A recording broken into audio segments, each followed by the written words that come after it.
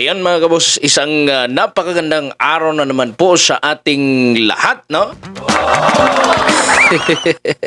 Palakpakan po tayong lahat, palakpakan po natin ang ating mga sarili. Mga kabos, ngayon pong araw mga kabos, nako, pag-uusapan natin ito mga kabos. Magandang pag-usapan po ito, no? Mukhang dahan-dahan na pong nabubuking itong Comelec. Dahil po sa hindi po pagproklama mga kaboses dito pong Duterte Youth Party List at ang bagong henerasyong PL, no? Bagong henerasyon party list mga kaboses, dahil raw po may pending daw po na kaso, no? Although napakaraming bumoto po lalo na po sa Duterte Party List, no, na meron po atang 3 seats yan, no, sa Kongreso mga kaboses, kasi sobrang dami talaga ng boto at naniwala dito sa Duterte Party List. Ito kasi mga Duterte mga party list na ito mga kaboses, no, sa pangalan pa lang, no, sa pangalan pa lang. notado na mga kaboses na talagang ang grupo ng kabataang ito ay suportado po si former President Rodrigo Roa Duterte, no? Kaya pinangalan ito, no, apelyido ni former President Duterte yung nilagay sa kanilang party list mga kaboses. Ngunit, no, bumelta po ngayon ang Duterte Youth Party List. Nakakasuhan po nila ng abuse of discretion ang Comelec. So, ayun ngayon mga kaboses, no, after po niyan, kakapasok lang po ng balita mga kaboses, no, naghain na po ng petisyon doon sa Korte Suprema ito pong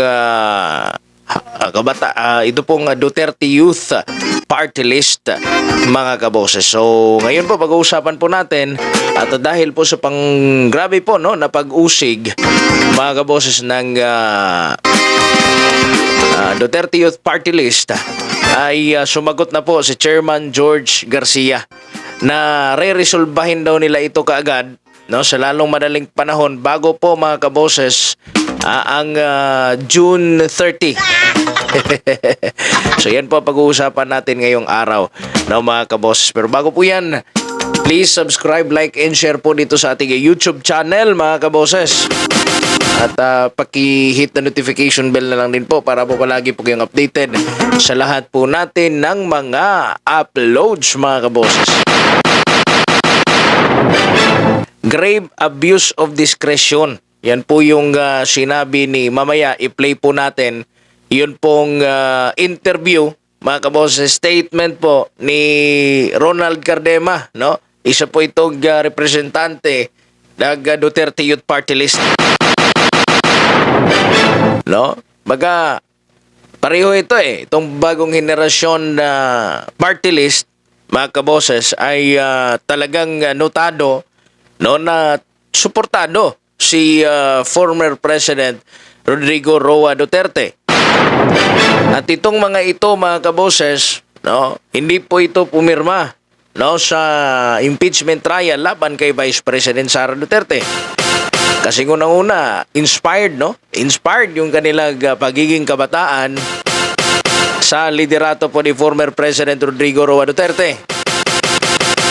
O ngayon po ang Duterte Youth Party List mga kaboses ay kasalukuyan ng naghahain ng petisyon sa Korte Suprema para sa pagpapalabas po ng temporary restraining order laban po sa Comelec. No, although wala pa po tayong clear document mga kaboses na kopya noon pong inihain ni Cardema, but yan po yung picture nila, no, nasa Korte Suprema po ngayon mga kaboses, no, si Ronald Cardema na nag-file ng TRO. Bago po yan mga kaboses, pakinggan po natin, no, yung statement po, nauna na pong statement ni Ronald Cardema regarding po sa hindi po pagproklama mga kaboses. Imbis na excited na sana yung mga kabataan, no, sa ilalim po Duterte Youth Party List, no, mga kaboses, at excited na sana sila kasi pinili sila no, ng milyon-milyong mga Pilipino, at part yan, no, ng demokrasya mga kaboses, na sana binigyan ng kalayaan yun hong Duterte Youth at iba't iba pa pong youth sector dito sa bansang Pilipinas, sana hindi lang hupili, no? Kasi nakapag-proclaim naman ng Kabataan Party List, di ba? Alam naman po natin na ang Kabataan Party List, no, ay nababalot po sa kontrobersya rin yan, no, sa mga alleged, no, na pakikipag-ugnayan daw niyan mga kaboses sa CPP, NPA, NDF. Ngunit itong Duterte Youth, mga kaboses, ewan ko ba kung bakit tinanggal, hindi nila pinaproclaim ito. But pakinggan po natin, no, si Ronald Cardema sa kanya pong mensahe, mga kaboses. Merong grave abuse of discretion ang COMELEC. Ang Duterte Youth Party List ay binoto ng milyong-milyong Pilipino para maging kinatawan nila sa Kongreso, magsalita para sa kanila sa Kongreso. Duly elected naman, dapat kanina yung proclamation, sinabihan lang kami a few hours bago yung proclamation na hindi mapoproclaim kanina. Kasi daw merong serious allegations noong 2019 pa yung Kabataan Party List laban sa amin. Yung mga serious allegation na yon, hindi naman talaga ganun ka-serious yun. Una, sinasabi nila hindi daw kami rehistrado sa COMELEC. Paano nangyari yun? Kaaway ko nga yung COMELEC commissioner dati, senior commissioner dati ng 2 taon eh. Kung hindi kami rehistrado sa COMELEC, di tinanggal na kami. Tatlong eleksyon na kami sinasama sa balota eh. Pangalawa, kinasuhan kami dati ng Kabataan Party List na vote buying. Kasi daw, sabi ko daw sa isang speech, kapag kami nanalo, lahat ng pondo namin ibibigay namin sa taong bayan, wala kaming kukurakutin kahit piso. Yun na yung vote buying na kaso sa amin. Dami nang kilala kong kongresista, mayor, gobernador, na talaga naman bumibili ng boto. Ang kinasuhan pa talaga ng vote buying, kami na kahit piso hindi kami nabili ng boto. Saka yung panghuling kaso sa amin, sinabi ko daw na dedebatiin namin kayo hanggang maubos kayo sa Kongreso. Ako, mahilig ako makipagdebate kahit kanino. Ibig ko sabihin, parang yung kay Kaloy Zarate, dinebate ko ng dinebate hanggang nakita ng taong bayan na makakaliwa sila, natalo na sila. Ang kaso sa akin ng Kabataan Party List, yung dulo, yung sinabi ko daw na hanggang maubos kayo, promoting mass murder daw ang Duterte Youth Party List. Sabi ko, kami nga yung anti-NPA, kayo nga yung related sa teroristang NPA, kami pa yung violente. Yan yung mga kaso sa amin noong 2019. Na kaya, kahit hindi ka abogado, kahit nakikinig ka lang masang Pilipino, alam mong hausaw yung kaso.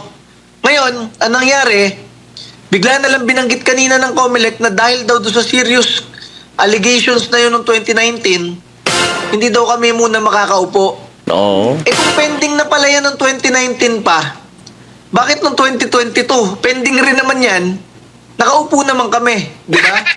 At pangalawa, hindi namin kasalanan na natapos na yung hearing ng 2019, hindi nyo pa dinismiss noong 2019. Bakit kami yung nagsasuffer sa tagal ng pagresolba nyo doon sa mga hausaw na kaso na yon? Kaya kami, bukas, pupunta kami sa Supreme Court, sasabihin namin sa Supreme Court, merong grave abuse of discretion ang COMELEC dahil pinigilan nilang maproklama ang isang duly elected party list organization na may 3 kongresista. So sasabihin namin doon, bakit grave abuse of discretion? Discretion na lang nila kung kailan sila magpo-proclaim eh. Nakalagay naman sa Constitution at sa batas kung kailan magpo-proclaim after election. Kasabay nitong mga kanina, kasabay namin. Bakit nagde-decide ang COMELEC kung kailan na lang sila magpo-proclaim? Diba? So, grave abuse of discretion yan at i-raise po namin sa Supreme Court bukas po ng umaga. Yan po, kahapon po kasi yan, no, na interview, mga kaboses. Bigyan na po natin ng reaction, no? So yun, ang nagpakaso pala sa kanila ay yung Kabataan Party List. Kahit ano-ano pong pinagkakaso, mga kaboses, para lang talaga itong Duterte Youth na napakalakas po nagsuporta ng masang Pilipino, mga kaboses, ay hindi makaupo, no, dyan po sa Kongreso. 3 seats po yung nakuha nila ngayon eh, di ba? Tapos yung Kabataan parang isa lang, no? Isa lang eh. Ayun, mga kaboses. So, ibig sabihin, medyo nataranta po ngayon si Chairman George dyan eh. No? Ayon po kay COMELEC Chairman George Garcia, mga kaboses, no, na aayusin daw po nila, re-resolbahin raw po nila, no, ang issue po at kaso ng Duterte Youth at ng BH Party List, mga kabos, bago po mag 30 ng Hunyo. Kasi yung 30 of June, mga kaboses, yan po yung time kung saan po magsisimula po ang term of office ng lahat po ng baga elected officials. So, yun po yung pwedeng ikaso sa kanila, mga kaboses, no, nito pong Duterte Youth Party List, no. At ngayon po ay naghain na po ng petisyon sa Korte Suprema, mga kaboses. Sino ba naman talaga yung hindi magugulat, mga kaboses? Last minute na bago dineclare na hindi sila mapoprograma. Yun nga hong sabi ni Cardema, no, na sana, no, noon pa, no, sila na disqualify, no, noon pa hinarangan kasi nakaupo na sila tapos 2019 yun pong kaso na yun ay hinalungkat ngayon, mga kaboses. Ayon po yun kay Cardema, no.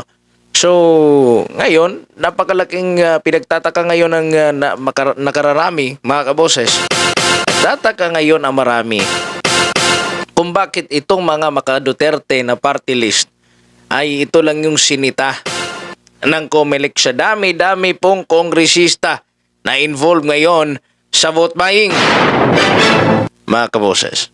Ngayon pa, no, ngayon ito pa, no, na mga kaalyado ni former President Duterte na magdadala po ng sigaw sa mga isyong panlipunan, lalo na po sa pagtuligsa, no, sa ito pong armadong pakikimpaka raw po ng mga NPA, no, lalo na po diyan, mga kaboses, no, nasa kongreso rin, no, yung mga alleged, no, nakasama at kakonsabo ng CPP, NPA, NDF. So kaya Chairman George, mag-isip-isip ka na po kasi nag-file na po sila ng mga kaso, mga kaboses. Nag-file na po ng petisyon sa Korte Suprema, ito po Duterte Youth Party List, at ibigay sa kanila ang nararapat at kanilang karapatan dahil sila po ay duly elected, mga kaboses. Kayo po na po yung reaction po ninyo regarding po sa tiga na pag-usapan ngayong araw, mga kaboses. God bless po sa inyong lahat, no? Ano po yung pananaw ninyo? No? Nagkataon lang ba ito? Mga kaboses, nagkataon nga lang ba ito na ito po mga kaalyado ni Duterte na mga kongresista, mga party list po, party list group, mga kaboses, hindi po prinoklama nito pong Commission on Elections. Comment po kayo sa baba, mga kaboses, sa lahat po ng inyong pong mga reaksyon, opinion, suggestion. At tayo naman po ay magbabasa ng inyong pong mga komento. Paki-subscribe, like, and share lang din po para updated po kayo sa lahat po ng nangyayari sa ating bayan, mga kabos. God bless po sa inyong lahat. Ito po si Vox Wins at ito po ang Standpoint Analysis. And bye-bye.